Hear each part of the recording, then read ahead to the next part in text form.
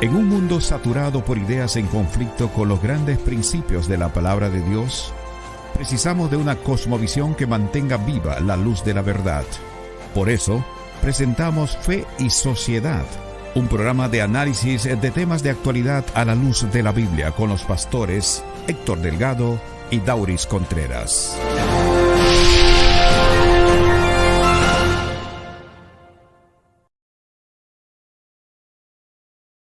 ¿Podemos tener seguridad de salvación? ¿Cuál es el fundamento sobre el cual se edifica la seguridad de salvación que un cristiano puede tener? Este es el tema que estaremos tratando en el día de hoy, así que no te muevas. Te habla el pastor Héctor Delgado y para mí siempre es un inmenso placer compartir con ustedes, enviar un saludo afectuoso a todos los fieles oyentes de nuestro programa, de nuestros temas y también a todos aquellos amigos que nos siguen a través de las diferentes plataformas sociales. Me acompaña el pastor Dauris Contreras. Saludos, mis queridos. Saludos, pastor Delgado. Un placer estar contigo en este programa Fe y Sociedad. Y un placer también tener a nuestros amigos que nos acompañan a través de las redes sociales para compartir con nosotros en esta transmisión. Desde ya les animamos a que por favor puedan compartir con sus amigos esa transmisión y también le vamos a pedir que si pueden suscribirse al canal del pastor Héctor Delgado. ¿Cuál es el nombre, pastor, de tu canal de YouTube? Así mismo, Héctor Delgado. Héctor Delgado. A veces busco la palabra Héctor Delgado, pastor, y aparece otro pastor, Héctor Delgado, sí, que solía ser Héctor el Father y tienes a veces es muy difícil encontrarte. Sí, es el mismo nombre, pero se van a dar cuenta porque Héctor el Father es medio gordito y yo no soy así. Sí. A veces cuando aparece Héctor Delgado es el más que aparece. Te lo digo porque te he buscado y a veces me ha salido un poco. Lo que pasa es que este ahora pastor evangélico fue un conocido artista. Su nombre ya tiene su espacio ganado en el algoritmo de Google y los canales. Claro, pero también el canal tuyo, bajo tu nombre, Dauris Contreras. Son nuestros amigos que puedan buscarte a ti, suscribirse y darle a la campanita para que cada vez que tú subas uno de los temas que se están transmitiendo, puedas llegarle. Claro que sí, Héctor. Y damos gracias a nuestros amigos que siempre nos acompañan y oramos para que cada intervención que nosotros tenemos sea de bendición para ustedes. Y en ese tenor vamos a orar brevemente para comenzar el tema del día de hoy. Claro que sí. Padre bueno del cielo, gracias te damos infinitamente por este privilegio que nos das de acercarnos a ti en oración. En esta ocasión pedimos tu dirección en la discusión de este programa, que sea de bendición y de crecimiento espiritual para cada oyente y para nosotros. En nombre de Jesús. Amén. Bueno, en el día de hoy vamos a estar tratando el tema de la seguridad de la salvación. Es un tema importante y como todo otro tema teológico bíblico, también es causa de muchas discusiones y debates en el ámbito teológico. Lo cierto es que la seguridad de la salvación es un tema que vale la pena considerar porque ¿pueden ustedes imaginarse que de alguna manera nosotros, después que conocemos a Cristo, vivamos con la incertidumbre de si seremos salvos o no? De si cuando Cristo venga estaremos listos o no. Claro que son preguntas que debemos formularnos, pero debemos también fundamentar nuestra fe de manera inteligente sobre algunas cosas y aspectos del plan de la salvación que nos traigan seguridad. También el tema de la seguridad de la salvación en algunos ámbitos del mundo cristiano se conoce como la doctrina de la seguridad eterna y está asociado al concepto una vez salvos, siempre salvos. Y esta frase se ha hecho muy popular en el mundo cristiano, de los cristianos de Estados Unidos de manera muy particular. Me gustaría decir, para interés de nuestros oyentes, que las perspectivas sobre la seguridad de la salvación varían dependiendo de la tradición teológica que nosotros estemos siguiendo. Por ejemplo, en la tradición calvinista clásica, Horton dice que, puesto que en las escrituras se enseña que la elección para salvación es incondicional, la perseverancia de los santos en la vida cristiana es una consecuencia natural de esa elección incondicional. Y puesto que los creyentes no han hecho nada para entrar en un estado de gracia, tampoco pueden hacer nada para salir de ella. Y luego dice que aquellos a los que el Padre escogió y que el Hijo ha comprado con su propia muerte y su sangre, son aquellos a quienes el Espíritu Santo ha atraído de una manera irresistible y luego, de manera natural, ellos perseverarán en la fe. El calvinismo moderado, representado en la opinión de Norman Geisler, sostiene que el Nuevo Testamento enseña que Dios preservará en la gracia a todos los que han sido regenerados. Por ello, la pérdida de la salvación es imposible. La seguridad eterna de los cristianos se fundamenta en la imputación de la justicia de Cristo y en las promesas incondicionales de Dios dadas al creyente. Dos perspectivas más para dar paso a algunas ideas interesantes que Dauris ha de compartir en un momento con nosotros.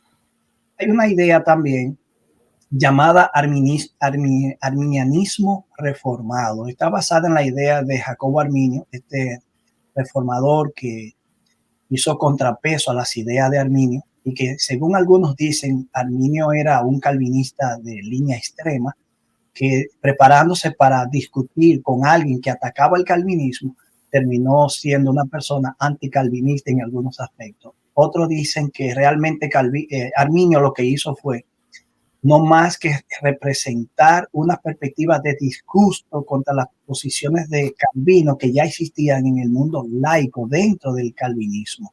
Pero bien, fuera como fuera este asunto, lo cierto es que en el arminianismo reformado se sostiene que únicamente la salvación se puede perder, es decir, uno puede tener seguridad de no permanente de salvación cuando uno está en apostasía o cuando uno está reforzando la incredulidad en la vida de una persona.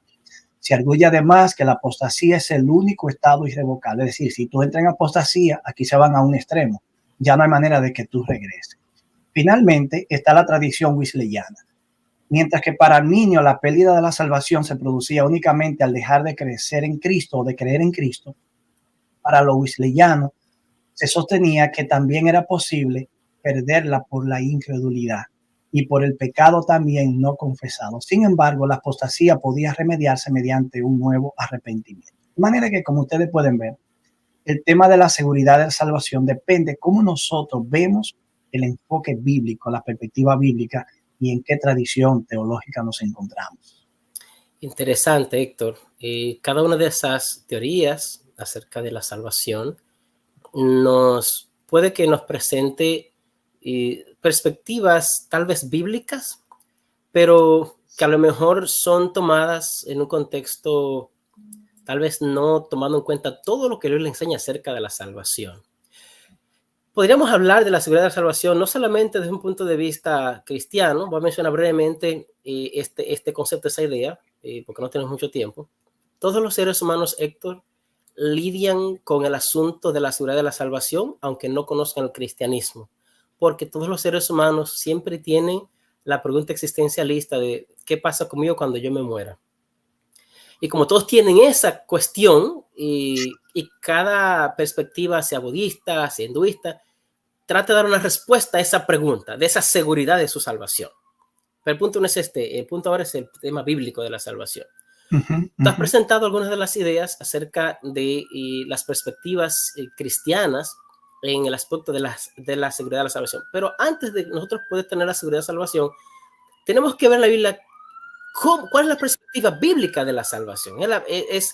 ¿La salvación ocurre solamente en un punto en la historia o es la salvación un asunto histórico? Eso es importante. Son muy diferentes. Entonces, hay que entender primero eso. Primero, la salvación. ¿Por qué ocurre la salvación? Bueno, la salvación ocurre porque hay un estado de peligro en el cual se necesita un rescate. Hay una persona que está en un estado crítico y alguien tiene que rescatarlo. En este caso bíblico, de la salvación bíblica, se refiere a la situación del hombre en estado de condenación eterna. Y entonces Cristo aparece de inmediato con el plan ya hecho para salvar a ese ser humano. Ocurrió en el Edén, cuando el hombre pecó, el hombre y Adán y Eva debían morir, pero Dios interviene de una vez y en vez de que el castigo se aplique a ellos de una vez, ese castigo sobrecae sobre un cordero que es sacrificado. A través de la historia, Dios revela su plan de salvación a los seres humanos, el pueblo de Israel, Abraham, Noé, toda esa gente, y siempre hay el elemento del sacrificio que va a representar en última instancia ese que vendría para hacer un solo sacrificio. Ahora bien, cómo nosotros ahora, hoy día, después de Cristo, tenemos la palabra de Dios, hemos conocido el evangelio de Cristo Jesús, el evangelio de salvación, cómo nosotros somos salvos según la palabra de Dios. Vamos a ver primero las dos cosas, Héctor.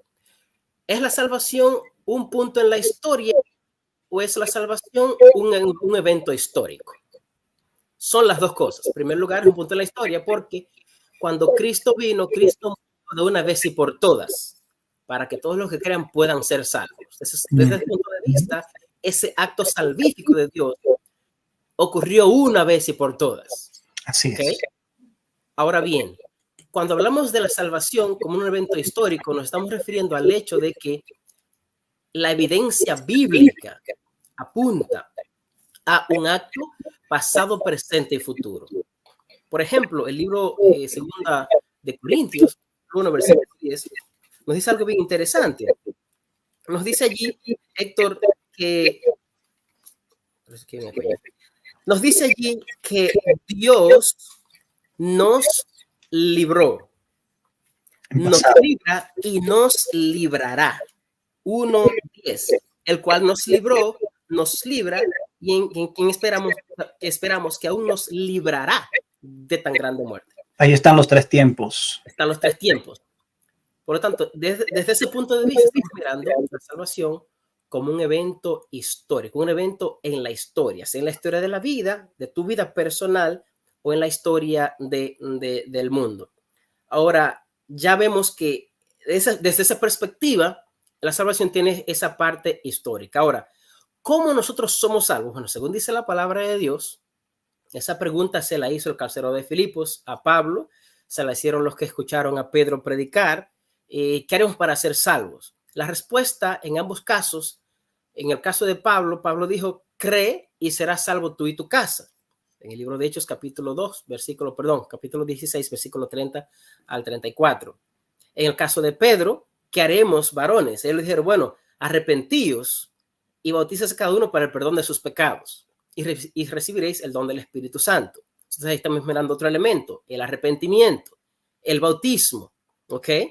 Pero también encontramos las palabras de Cristo Jesús en Mateo capítulo 24. Más el que persevera hasta el fin, este será salvo. Lo que yo observo, Héctor, entonces, es que algunas cosas. En primer lugar, la salvación ocurre en la vida, en tu historia. Es aplicada en tu historia, en la historia de todo aquel que vive en esta tierra y acepta a Cristo. En este caso, la salvación que se predican los cristianos. Pero, en segundo lugar, el proceso de esa salvación, primero, la salvación es un regalo, tú tienes que aceptarlo, tú tienes que creer, tú tienes que reconocer tu pecado, tienes que reconocer la necesidad de un salvador que tú tienes. Entonces, una vez tú aceptas ese regalo es tuyo. Ahora, hay un elemento que le presenta y ese elemento hay que tenerlo bien en cuenta, y es el hecho de que ese regalo de la salvación, Dios lo ha hecho sin que tú hagas nada. ¿Okay? Desde ese punto de vista, dice el apóstol Pablo en Efesios capítulo 2, la salvación es por gracia, es gratis. Tú no has hecho nada, yo no he hecho nada, ni nunca haré nada para merecer la salvación, ni para ganar la salvación. Porque eso ha sido una prerrogativa divina y siempre lo fue. Por el contrario, cuando la humanidad pecó, Dios estaba supuesto a destruir la humanidad porque el que peque morirá. Cuando el hombre peca en Génesis 3, eso fue lo que le dijo, si pecas vas a morir. Lo que ocurre en Génesis 3 no es un acto de justicia, sino un acto de misericordia. Así es. Se despliega toda la misericordia divina en el mismo acto en que el hombre peca. Cuando el hombre pensaba, bueno, nos va a matar Dios y está escondido porque nos va a matar.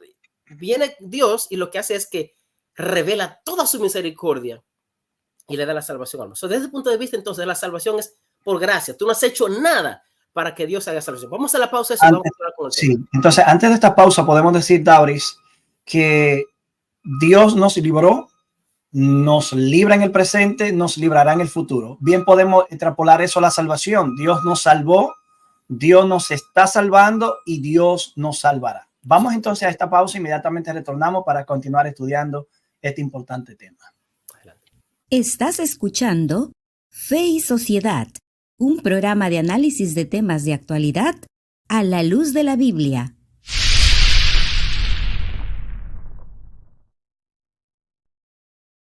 En esta ocasión estamos estudiando el tema de la seguridad de la salvación. Hemos podido ver que la salvación se presenta en la Biblia más que como un acto puntual, sin dejar de ser un acto puntual en un momento, cuando Cristo muere en la cruz, también como un acto presente, pero también en consecuencia como un acto futuro.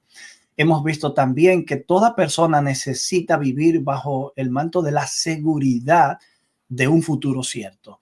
Aún los que no creen en Cristo temen hacia el futuro porque saben que como han de morir, se hacen preguntas interrogantes que les gustaría a ellos, por ejemplo, saber qué ocurrirá. De manera que todos lidiamos con el tema de la inseguridad y tratamos de cimentarnos sobre un terreno de seguridad.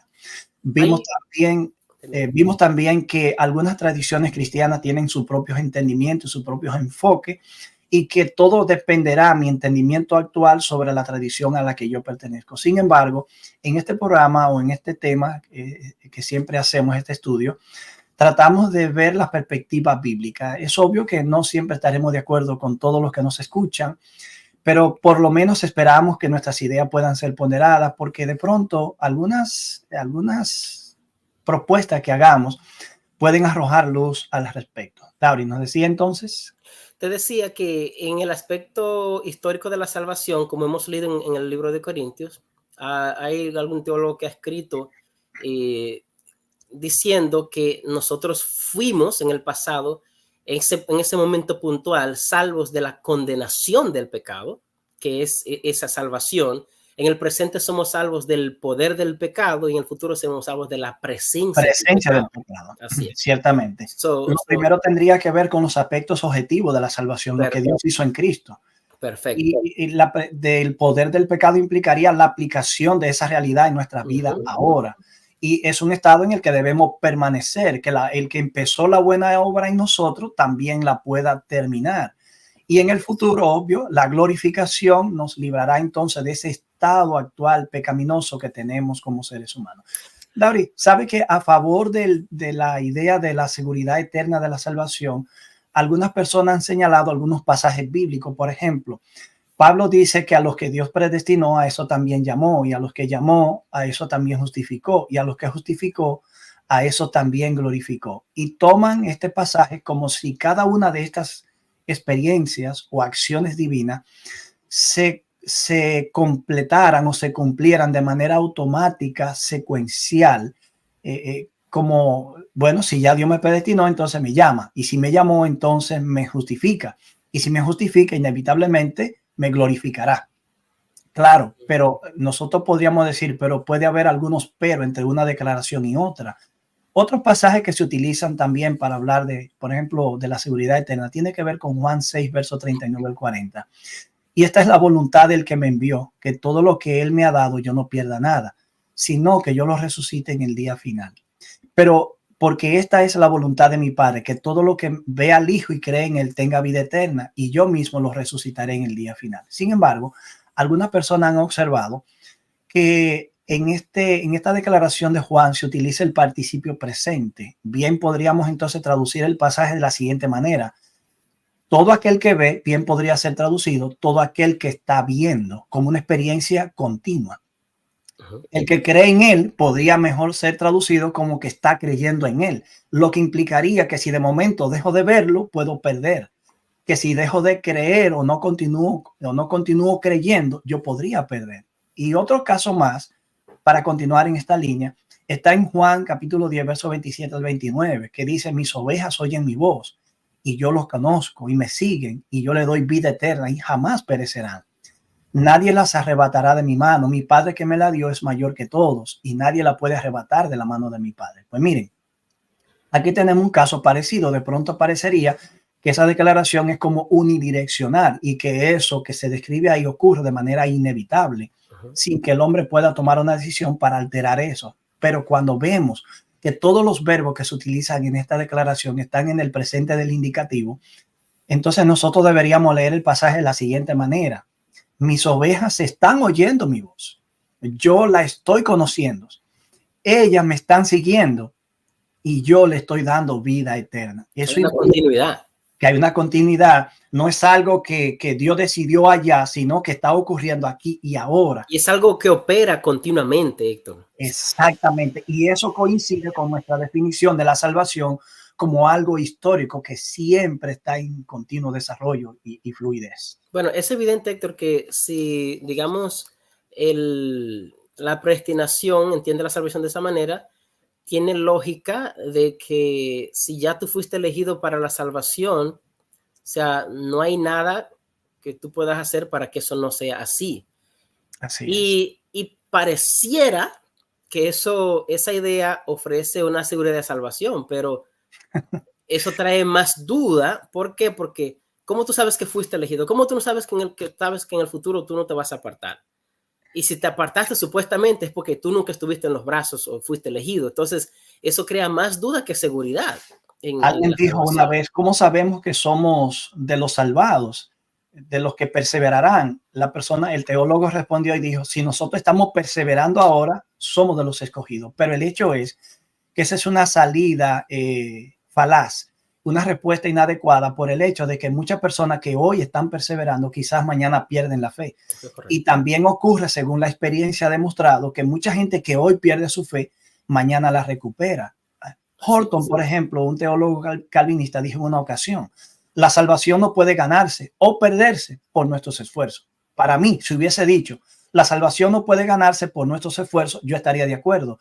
Pero cuando dice que tampoco puede perderse, aún yo quiera que se pierda. Mira, cuando yo leí el argumento, dije, déjame ver los argumentos bíblicos que tiene. Mencionó 2 textos bíblicos para la primera parte, pero para la segunda parte no señaló un solo texto bíblico. Y lo que hizo fue crear un argumento de lógica para ilustrar la equivalencia de las declaraciones, pero eso no funciona así. Claro, la Biblia es clara y hay muchas evidencias suficientes de que la salvación como un regalo o es aceptado o es rechazado. Y aún tú lo puedes aceptar, pero lo puedes devolver si te apartas. El mismo Pablo, el escritor de Hebreos, dice que si el justo se apartare, no agradará a mi alma. De modo que Ezequiel también dice que si el justo hace toda la justicia y después comete algo malo, toda la justicia no le compensarán para lo que hizo malo. Ahora que tú dices eso, Dauri, yo he estado chequeando el argumento de las personas que creen en la seguridad eterna. Dicen, bueno, si alguien se aparta es porque no creyó de verdad, no era un creyente genuino, pero en las escrituras eso no se ve así. Dice, claro, si el justo se aparta. No está diciendo si el que pretende ser justo. El hecho está en que cuando nosotros permitimos que un elemento teológico se convierta en el todo regulatorio de nuestro sistema de creencias, entonces tenemos que empezar a hacer malabares teológicos para justificar nuestra perspectiva. Pensemos, por ejemplo, en las parábolas de Lucas 15. Tenemos la oveja perdida, la moneda perdida, y vamos a decir también el hijo perdido, pero bien podríamos llamar esa parábola el padre amante o los 2 hijos perdidos, porque ninguno estaba bien. Aunque uno se fue y otro se quedó, los 2 estaban mal. Tú sabes que algunos han dicho que la oveja perdida denota a alguien que está perdido, pero que aunque sabe que está perdido, no sabe cómo regresar, no encuentra el camino. Bueno, es una buena analogía. Tú sabes que yo he conocido personas así, Dauri, que dicen, yo sé que este es el camino, yo sé que Cristo murió por mí, pero no logro conectar nuevamente. También hay casos de personas que están perdidas y ni siquiera lo reconocen ni lo saben, no se consideran como tal. Eso se aplica en el caso de la moneda perdida. Sí. Pero en el caso del hijo pródigo, como se le llama comúnmente, este muchacho estuvo en la casa del padre, decidió independizarse, formar tienda aparte, hizo una provincia apartada, vivir a su manera, lejos de Dios o lejos del padre, de la comunión y la relación de la familia del padre. Pero luego decide, vuelve en sí, convencido por el Espíritu, y vuelve a la casa. Alguien diría, bueno, pero tú estás hablando de un muchacho que realmente no era un hijo real, sino que estaba ahí en la casa por estar. Pero no, eso no es lo que el texto infiere.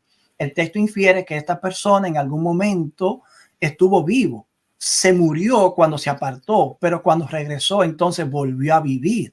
Lo que indica que la seguridad que en principio tenía la perdió por causa de su descarrío en el pecado, pero la vuelve a recuperar al reencontrarse con el Padre. Interesante. Y eso, un pensamiento hermoso. Es interesante, para hacer un segue entre lo que has presentado con el elemento que quiero ahora hablar, y que tal vez, Héctor, sea la parte que todos los cristianos luchan más. Y hay dos opciones que la persona termina eligiendo. Lo que quiero hablar es respecto a qué es lo que causa en los cristianos la inseguridad de la salvación. Por lo general, lo que causa la inseguridad de la salvación en los cristianos tiene que ver con el estilo de vida de pecado, los pecados y la lucha por ser santos, la lucha por ser perfectos. Eso tal vez es lo que más causa que los cristianos, muchos cristianos, se pregunten si soy salvo o si estoy perdido. ¿Me salvaré yo? ¿Me perderé? Algunos se enfocan en vivir una vida cristiana perfecta, lo más perfecto posible. Tratan de, como dice la Biblia, ¿verdad? Tratan de obedecer la ley lo mejor posible. Se enfocan en pecar lo menos posible. Y entonces, al vivir en ese enfoque, bueno, yo quiero ser santo, quiero dejar de pecar.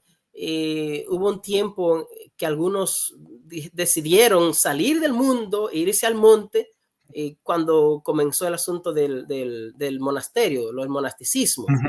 Apartarse. Sí, pero el cristianismo, según Cristo lo estableció, no son del mundo, pero están en el mundo. Somos la sal, somos la luz, hay que estar dentro. Pero entonces hay una lucha constante del cristiano en el mundo que tiene que lidiar con todas esas cosas seculares, al mismo tiempo ser cristiano, buen cristiano a la vez. Entonces, el tener que lidiar con esas cosas hace que muchos cristianos estén inseguros de su salvación. Es tener una mala comprensión del evangelio. Claro. Es cuando una persona empieza a ver el evangelio como buenos consejos. Haz esto, no haga aquello, haz esto, no haga aquello. Pero el evangelio son buenas nuevas. Entonces nosotros tenemos que entender que todo nuestro esfuerzo en la vida cristiana por ser fiel debe ser hecho en el ámbito de la fe. Ayer creí, hoy debo volver a creer. Mañana tendré que volver a creer. No en el ámbito de las obras. Ayer hice, hoy tengo que hacer y mañana debo volver a hacer. Cuando no se comprende el evangelio, cometemos estos errores y sufrimos de inseguridad de salvación. Eso es correcto. Otro punto también, Héctor.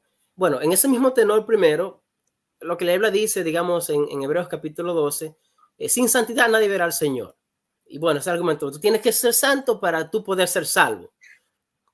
Pero cuando tú vives la vida real, tu vida real diaria, lo que tú enfrentas todos los días, los desafíos que tú tienes todos los días, en tu escuela, en tu relación matrimonial, en la iglesia, en tu trabajo, tu responsabilidad con el gobierno, todo lo que tú haces. Tus luchas interiores. Sí, tus luchas interiores, tus debilidades como ser humano, todo eso se mezcla para traer al cristiano esa inseguridad. Entonces, cuando vamos a la palabra de Dios, primero ya hemos visto en Efesios 2, la salvación es un don divino, es por gracia, no es por obras para que nadie se glorie. Hay un texto de Tito que me encanta, que lo encontré, bueno, ya lo había visto anteriormente, pero Tito 3:5 dice, nos salvó no por obras de justicia que nosotros hubiéramos hecho, sino por su misericordia, por el lavamiento de la regeneración y por la renovación del Espíritu Santo, el cual derramó en nosotros abundantemente por Jesucristo, nuestra salvación. Esa salvación es el acto, como decíamos ahorita, el acto divino del acto puntual. Él nos salvó sin que tú tengas que hacer nada. Esa salvación viene de gratis. Tú tienes que tomar ese don. La idea que quisiera presentar y dejar al oyente, al que nos ve, es que en vez de enfocarte en tú dejar de pecar, de no hacer esto, no hacer lo otro, puedes correr el riesgo de hacerte un legalista. La idea para tú tener la seguridad de la salvación, ¿sabes cuál es? Que puedas desarrollar una comunión más perfecta con Cristo. Y una relación más íntima y una fe mucho más implícita y real en él. A eso es que me estoy refiriendo, porque cuando tú haces eso, el fruto, el resultado va a venir sin tú darte cuenta. Porque al final, conocedme y sed salvos todos los términos de la tierra, dice Jehová. Conocer que yo soy Dios. Conocer que yo soy Conocerlo Dios. a Él. O sea, David, en esa parte, ya el tiempo se nos fue, tenemos el tiempo encima, pero hoy nos pasamos unos minutitos también, pero David, yo quiero aportar algo aquí en esta parte final, y es con la que quizás yo quisiera que, en lo que respecta a mí, porque yo sé que tú siempre tienes unas palabras de despedida para las personas, yo quiero decir que la seguridad de la salvación solo es posible cuando tú logras apreciar el amor de Dios por ti. Juan 3:16 es muy claro, dice que Dios amó al mundo de tal manera que dio a Jesús. Si Dios fue capaz de armar al mundo así y entregar a Jesús algo tan valioso, implica no que tú tienes un gran valor, sino que ese amor, una vez tú logras apreciarlo, vislumbrarlo, recibirlo, reconocerlo, amarlo, corresponderle, entonces eso trae en ti la seguridad. Primera de Juan, capítulo 5, versos 10 y 11 dice que el que cree en el Hijo tiene el testimonio en sí mismo. El que no cree en el Hijo de Dios hace a Dios mentiroso. Aquí se ve rápidamente que el que está en una relación correcta con Dios está bien. Y el que no tiene fe genuina en Dios es el que tiene problemas. Dios nos ha dado vida eterna y esta vida eterna está en su Hijo. Finalmente yo diría que Satanás es un enemigo derrotado. Aunque tú temas que él pueda provocar en ti la perdición, él no tiene el poder después de la cruz para destruirte. Sí, tú puedes refugiarte en Jesús, si puedes creer en Él y aceptar su justicia por la fe. Yo con eso quiero dejarte dicho que de la única manera que tú puedes sufrir de inseguridad es si no comprende el Evangelio, si no comprende el amor de Dios, si no tiene la relación correcta con Dios o tu vista está puesta en los elementos espirituales equivocados. Pero siempre que tú confíes en el Señor y te mantengas creyendo en Él, el que persevere hasta el fin, así ese será salvo. Dauris, para concluir, ¿qué le diría? En otras palabras, como dice Héctor, tu fe en lo que Cristo hizo es lo que le da valor a lo que Cristo hizo. Tu fe en que Cristo murió por ti para salvarte.